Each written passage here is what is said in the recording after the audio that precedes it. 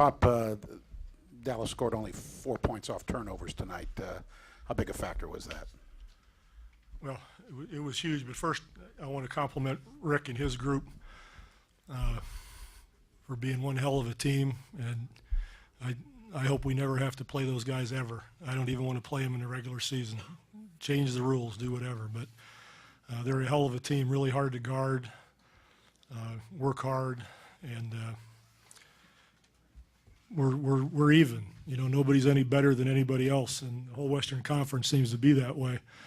I just want to compliment them on a great season and a tough mental, physical playoff. I thought that they were great. I forgot the question. Well, for us, you know, the two losses that we had, you know, began with turnovers, and it fueled everything that they do. In the game 1 and game 5, the turnovers caused, you know, their fast breaks to begin. They get rolling, and once that happens, they're really, really tough to deal with. So the turnovers were huge. And then the other thing for us is defense. I think they had 87 tonight, and when they scored 100, they won both those games. And the games we won, I think they were 90 or below. So I was real pleased with our team's overall defense, covering for each other and guarding a team that's hard to guard. Can you talk about the ups and downs that you experienced watching the big swing tonight from the first half to the second half? Well, it's the NBA, you know, and everybody makes runs. They made one heck of a run, and I think they got it within 2, and then they went up by 1 or 2 when we were up 21 or 22. They came out the third quarter and, you know, knocked everything down. Dirk was great, and we took a pretty good punch. And for me, that was my favorite part of the game, to see the guys continue to persevere and pursue the basketball, rebound. I think Tony had 7 rebounds. I haven't even seen all the stats. I haven't looked at it yet, but they continued to play hard and never felt bad about, you know, losing the lead as far as crying to the officials or getting on each other or anybody going off on their own. They stuck together, stuck with the game plan, and did a real good job. Greg, the first quarter in every game, you won the first quarter, you won the game. Really strange from that viewpoint? I don't have any idea whether that's strange or not. It's surprise, true, but I've seen stranger things. Did you surprise that basically serve held throughout? You won the first quarter, you took it. I don't know that that's necessarily a rule. You know, sometimes a coach's worst nightmare is to get a big lead early in the game, because in the NBA it's pretty hard to keep them. Pop, where would this team be right now without Antonio McDyess?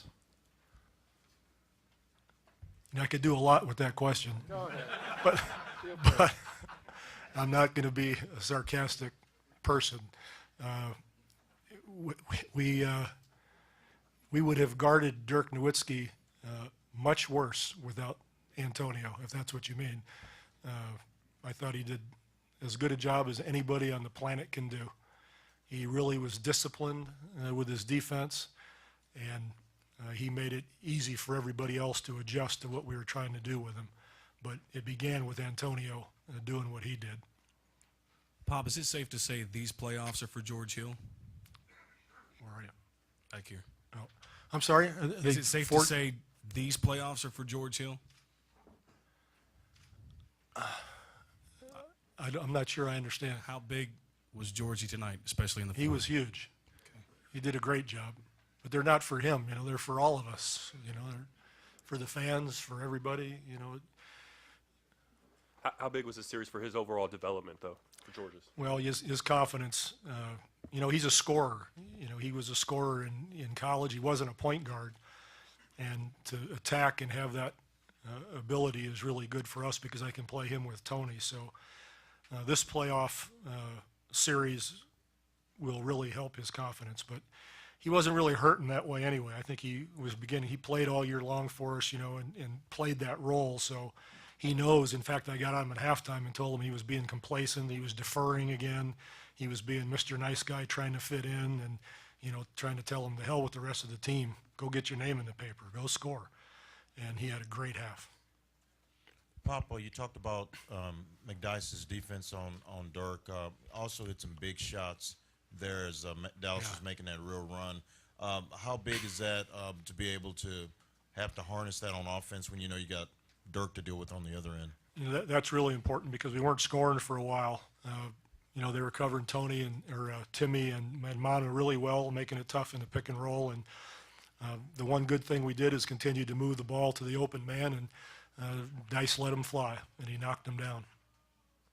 Pop, what did you do to kind of render Jason Kidd, and both Jasons on their side actually, kind of ineffective offensively in this series? Well, we didn't invent anything. I mean, it's just basketball, and I think that our guys just deserve credit for the great effort they put out.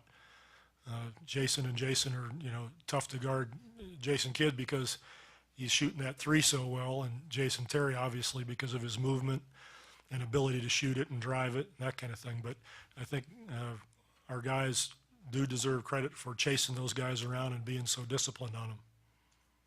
Getting off the game just for a second, can you tell me about Blair's car accident today and then what was going through your mind when you got the call or whatever? Well, just hoped that he wasn't hurt, which he wasn't. And then secondly, to find out if mentally, if he was shaken up or if it was really dangerous. It didn't involve anybody else or anything, but he was fine. It was no big deal. Pop, Tim played almost 43 minutes.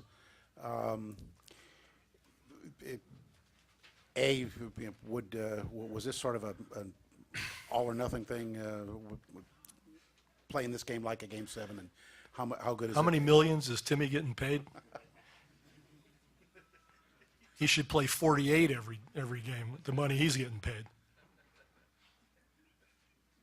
And you can tell him I said that. Next season it's back to 32.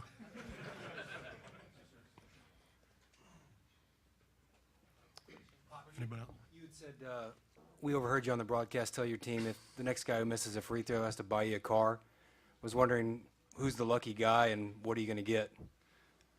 You know, this is what's great about Tim Duncan, that, you know, in the heat of battle, he's been a really funny guy for the 13 years I've coached him, and nobody really knows it. So he obviously wasn't having a great night at the free throw line, and I said that, and just to stick it to me, to let me know he's going to go miss another one, he said, "What color do you want?" And, you know, and nobody would think that Timmy would do that, but that's the kind of stuff he does. And so I just shake my head and he'll say, "Get out of here," and that's him. Pop, is mentally and physically draining as this is, does this take a toll or do you just get huge momentum?